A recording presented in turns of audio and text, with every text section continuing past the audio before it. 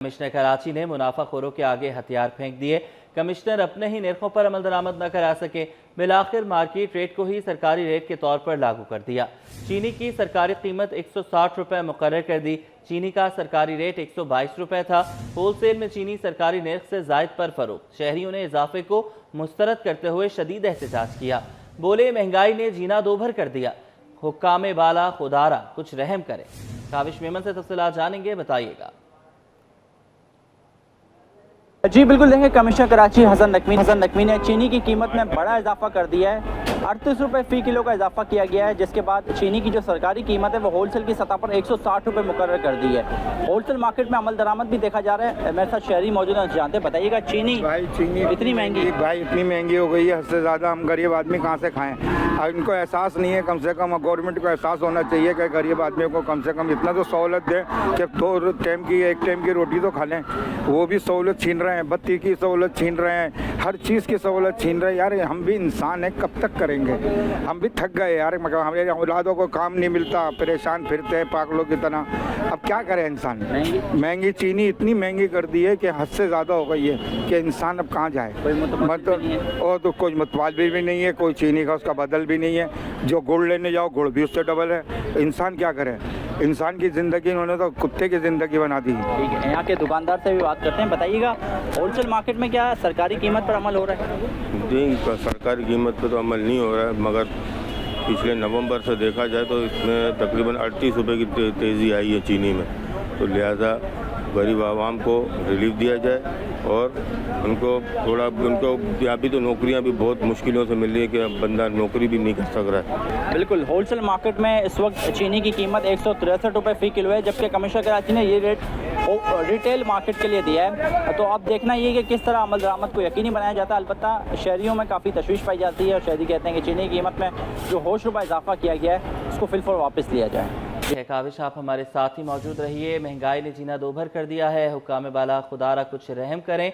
शहरियों ने शदीद एहतजाज किया है। काविश मेमन हमारे साथ ही मौजूद हैं, उनसे तफसीलात भी ले लेते हैं। काविश, ये बताइएगा कि अगर इसी तरह मार्केट रेट को इंतज़ामिया मानती रहेगी और उन्हें सरकारी रेट बनाती रहेगी तो फिर तो सब्ज़ी फरोश भी अपनी मनमानियाँ करेंगे, दूध वाले भी अपनी मनमानियाँ करेंगे, पोल्ट्री वाले भी किसी की नहीं सुनेंगे। बिल्कुल, देखें कुछ इसी तरह की सूरत हाल है। कमिश्नर कराची रेट लिस्ट तो जारी कर देते हैं, लेकिन कोई भी दुकानदार, सब्जी फरोश, मुर्गी वाले या जो दीगर शहर में अशिया खुर्दनोश के व्यापारी हैं, वो सरकारी निर्खनामे को मानने के लिए तैयार नहीं है। चीनी की बात की जाए तो जो कमिश्नर कराची ने नवंबर में तय की थी, वो अगर मैं उसके आपको फिगर बताऊं तो वो होलसेल के लिए 122 रुपये और रिटेल के लिए 125 रुपये। लेकिन सूरत हाल ये थी कि उस पर अमल दरामद नहीं हो पा रहा था। देखा था कि चीनी की कीमत में जो होलसेल में 115 रुपये से शुरू हुई और फिर 165 रुपये तक गई। यही वजह है कि सरकारी कीमत पर अमल दरामद नहीं हो पाया।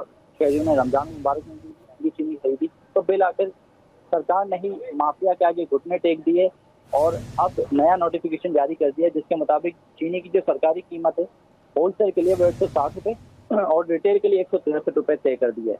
तो ये सिर्फ चीनी की बात हम कर रहे हैं, लेकिन अगर हम दीगर कैटेगरी वाइज जाते हैं, अगर दालों पे देख लें, चावल हो गए या आटे पे देख लें, तो हमेशा से हमें वाज़ेह डिफरेंस नजर आया सरकारी कीमतों और जो मार्केट वैल्यू के हिसाब से। अब इसी तरीके से हम सब्जियों की बात करते हैं तो रोजाना सुबह में एक सरकारी निर्खनामा आता है, लेकिन जब अमल दरामद होता है तो वो मामला जो है वो सिफर पर जाता है। इसी तरीके से जो मुर्गी फरोश हैं, उनके अपने कंसर्न है, सरकारी कीमत 650 है, लेकिन जब मार्केट में हम देखते हैं तो 750 और अब 800 रुपये किलो से भी मुर्गी जो है तजावुज़ कर चुकी है। तो अगर ये कहें तो गलत नहीं होगा कि कराची इंतजामिया मुकम्मल तौर पर नाकाम हो चुकी है सरकारी नरखों को अमल दरामद करवाने में। उसकी शायद एक वजह ये भी है, जो हम जब होलसेल ग्रोसर से बात करते हैं या पोल्ट्री एसोसिएशन हैं उनसे बात करते हैं तो उनका ये शिकवा रहता है कि बात नहीं की जाती हमसे। अच्छा, ये बताइएगा काविश के अगर हम बात करने के चले माननी ही थी उनकी बात, कुछ बढ़ाने ही थे पैसे, तो 10 रुपये बढ़ा दिए जाते, 5 रुपये बढ़ा दिए जाते, 7 रुपये बढ़ा दिए जाते। उनकी बिल्कुल मान ली गई है, 38 रुपये बढ़ा दिए गए हैं। सरकारी तौर पर अगर देखा जाए तो ये बहुत बड़ा इजाफा है। कमिश्नर कराची का बड़ा फैसला, कराची की 11 अहम शाहराहों पर रिक्शा चलाने पर पाबंदी लगा दी। शाहराह फैसल, राशिद मिन्हाज समेत कई अहम सड़कों पर रिक्शा चलाने की इजाज़त नहीं होगी। तफसीलात इस रिपोर्ट में। कराची में ट्रैफिक की रवानी बेहतर बनाने के लिए बड़ा इकदाम, अहम शाहराहों पर रक्शे नहीं चलेंगे। कमिश्नर कराची ने मखसूस सड़कों पर रक्शों पर 2 माह के लिए पाबंदी लगा दी।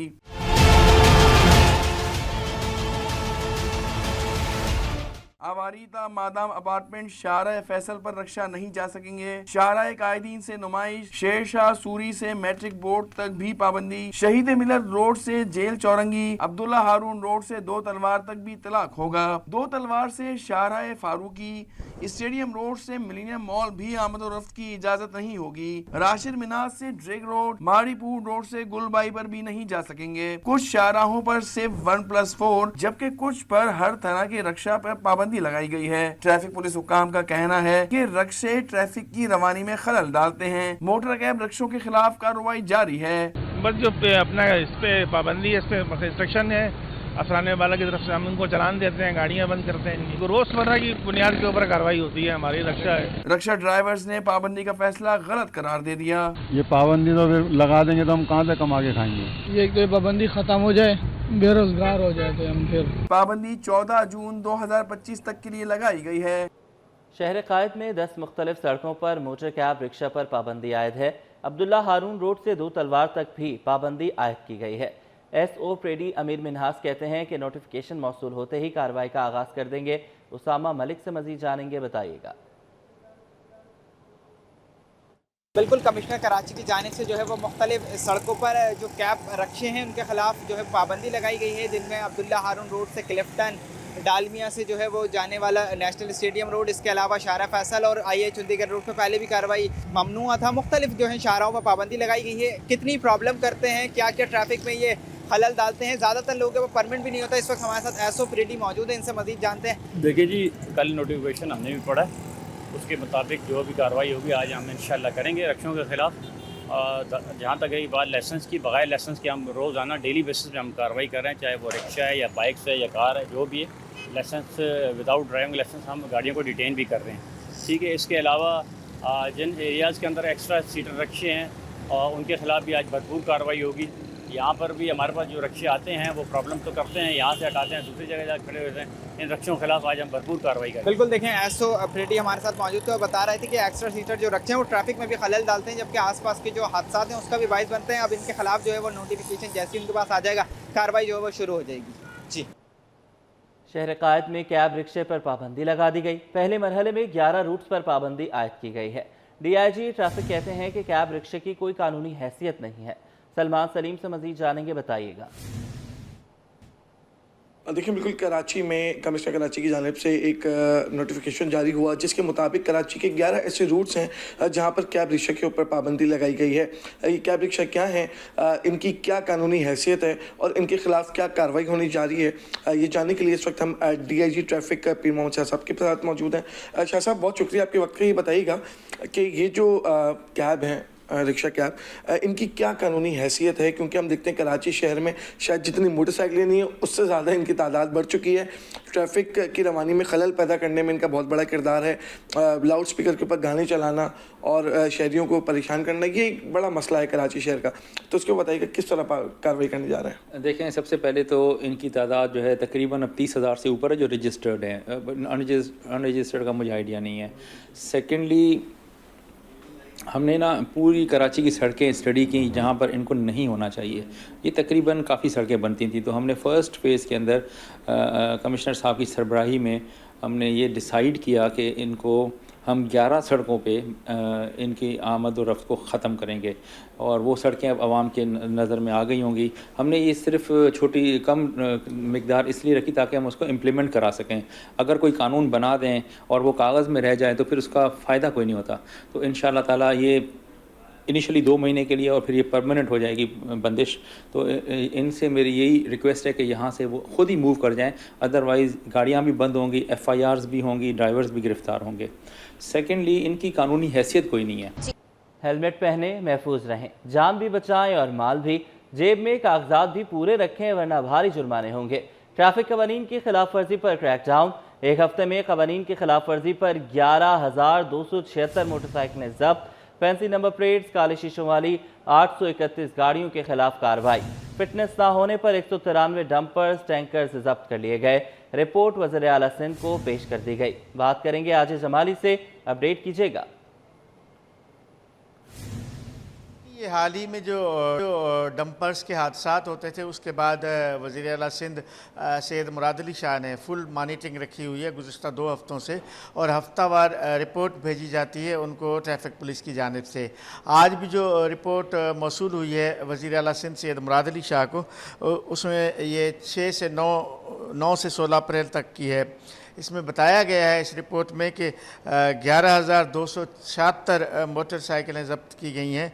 इन लोगों को हेलमेट्स नहीं पहने हुए थे, जबकि फैंसी नंबर प्लेट्स और काले शीशों के 831 गाड़ियों की जो है वो इनको कार्रवाई की गई है, चालान किया गया। 193 डंपर्स और टैंकर्स की फ़िटनेस और ओवर स्पीड करने पे ज़ब्त की गई हैं। चूँकि वज़ीर आला सिंध ने इनकी ज़्यादा से ज़्यादा डंपर्स और हेवी गाड़ियों की रफ़्तार जो है शहर में 30 रखी है, तो 30 से ज़्यादा रफ्तार चलाने वाली गाड़ियों को भी चालान किया जा रहा है। बड़ी और छोटी 25 गाड़ियों का फिटनेस ना होने पर इनकी रजिस्ट्रेशन मनसूख की गई है, और ट्रैफिक पुलिस ने फिटनेस ना होने पर 174 बड़ी और छोटी गाड़ियों के रजिस्ट्रेशन भी आर्जी तौर पे मनसूख की है।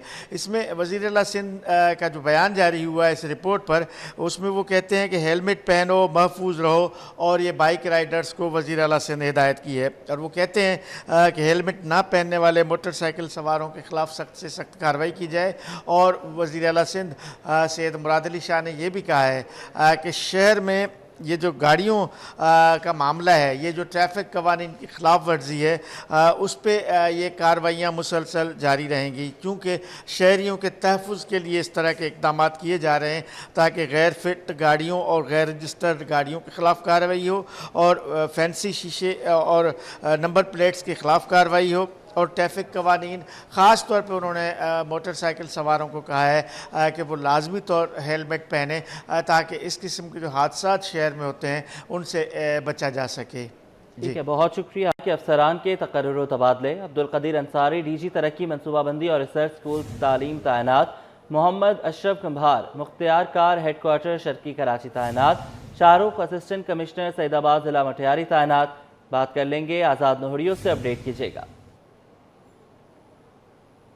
सिंध सरकार ने 16, 17 और 19 ग्रेड के मुख्तलिफ महकमों के 3 अफसरान के तकर्रुर तबादले कर दिए हैं, जिसके महकमा सर्विसेज, एडमिनिस्ट्रेशन व कोऑर्डिनेशन और महकमा बोर्ड ऑफ रेवेन्यू ने 3 अलग अलग से नोटिफिकेशन जारी कर दिए हैं। नोटिफिकेशन के मुताबिक एडिशन सेक्रेटरी PDF महकमा स्कूल तालीम अब्दुल कदीर इंसारी का तबादला करके उनको डायरेक्टर जनरल तरक्की व मनसूबाबंदी रिसर्च से स्कूल तालीम तैनात कर दिया गया है, जबकि अब्दुल कदीर इंसारी के तबादले के बाद एडिशनल सेक्रेटरी PDF स्कूल तालीम का ओहदा खाली हो चुका है, जबकि मुख्तियार कार चंबर जिला टंडोवाला मोहम्मद अशरफ कुमार का तबादला करके उनको मुख्तियार कार हेडक्वार्टर शर्की कराची तैनात कर दिया गया है, जबकि असिस्टेंट डायरेक्टर तरक्की मनसूबाबंदी deputy commissioner office Khairpur Shahrukh का तबादला करके उनको असिस्टेंट कमिश्नर सईदाबाद जिला मटियारी तैनात कर दिया गया है।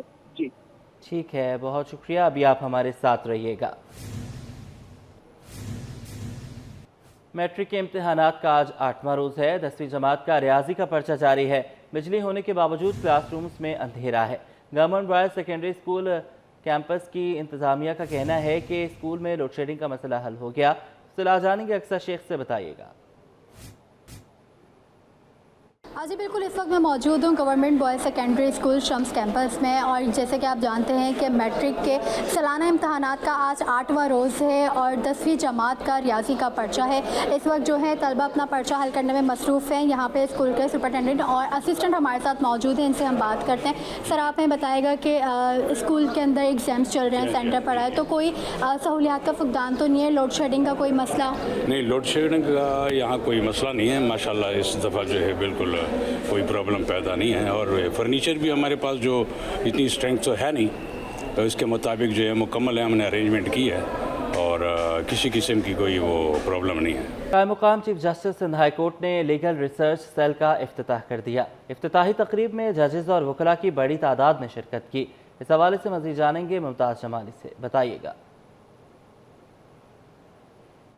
देखिए जी, इस वक्त मैं मौजूद हूँ सिंध हाई कोर्ट कराची में। कायम मकाम चीफ जस्टिस मोहम्मद जुनेद गफ़ार ने सिंध हाई कोर्ट में कायम लीगल रिसर्च सेल का इफ्तिताह कर दिया है। इस लीगल रिसर्च सेल में क्या होता है, कौन से काम होते हैं और अंदर का नज़ारा जो है हम आपको दिखाएंगे कि मजमूई तौर पर जो है 15 यहाँ पर कैबिन्स बनाई गई हैं। मतलब 15 कैबिन्स में मुख्तलिफ जुडिशल ऑफिसर जो कि जुडिशल मैजिस्ट्रेट है, खुद जज हैं, वो मुख्तलिफ बेंचेस के लिए जो है वो रिसर्च करेंगे और बिल्कुल एक तज़ीन और आराइश के बाद एक मरतबा फिर जो है इसका इफ्तिताह कर दिया गया है। यहाँ पर जो है 8 कैबिन हैं और इसी तरह सेकंड फ्लोर पर जो है वो 7 कैबिन मज़ीद हैं। मेरा कैमरामैन अगर आपको दिखाएगा कि जुडिशल ऑफिसर जो हैं वो किस तरह केसेस की जो है रिसर्च करते हैं और जहाँ पर जितने भी बेंचेस हैं उनको कानूनी तौर पर रिसर्च के मामला में मदद करते हैं।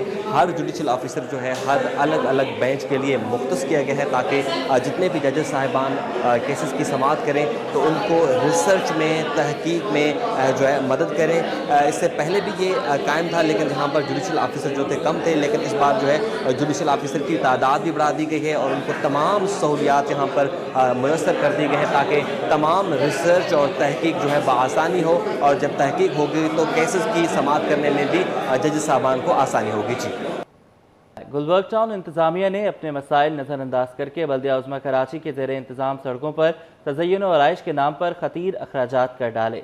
इस ब्यूटिफिकेशन को बिला इजाज़त तामीर करने पर KMC ने तोड़ डाला। फंक्शनल लीग लेबर विंग इस शाखर्ची पर सरापा एहतजाज है। तफसीलात जान लेंगे, रिजवान अहमद से अपडेट कीजिएगा।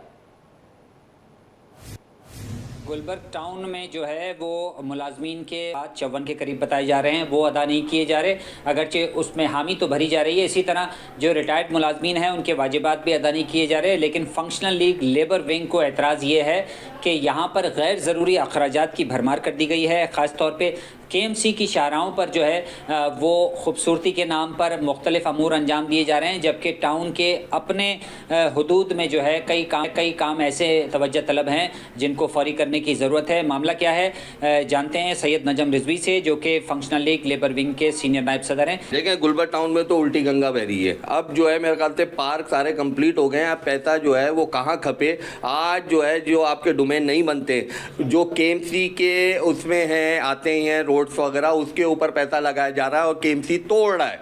ठीक है, आप मकसद वर्करों को पैसा देने के बजाय आप जो है ना एरियर्स की अदायगी कर रहे हैं, आप एक जगह फंड का रोना करते हैं। आपके एक डायरेक्टर नदीम हनीफ साहब जो बेजा जगहों पे पैसा खर्च कर रहे हैं और वो जगहें कंप्लीट भी नहीं हो रही है और टूटी जा रही है। भाई जब KMC की जगह है तो KMC वो उसको बनाएगा, तो इस तरीके से नहीं हो रहा है। ये नदीम हनीफ साहब अपनी मनमानी के तहत काम करवा रहे हैं। ठीक है, इसी तरीके से आ जाए, आज एरियस के लिए लोग पेंशनर जो है वो रुल रहे हैं, वो जो है कहाँ जाएं किधर जाएं। जब आप अफसरानों के पास जाके बैठ के हामी भर के आ जाते हैं कि हम एरियर या आप जो है वो पेंशन दे सकते हैं, तो आप दें पेंशनरों को पेंशन। वहाँ बोला जाता है और यहाँ आके आप अपनी मनमानी के तहत काम करते हैं। डायरेक्टर या 2 अफसरानों के ऊपर पूरा टाउन चलता है। तो इसी तरीके से आज ये बात तो आपने पहले भी बताई थी कि 2 अफसरान का यहाँ पर राज चल रहा है और बाकी जो अफसरान हैं तकरीबन 1 दर्जन के करीब जो वो हाथ पे हाथ धरे बैठे।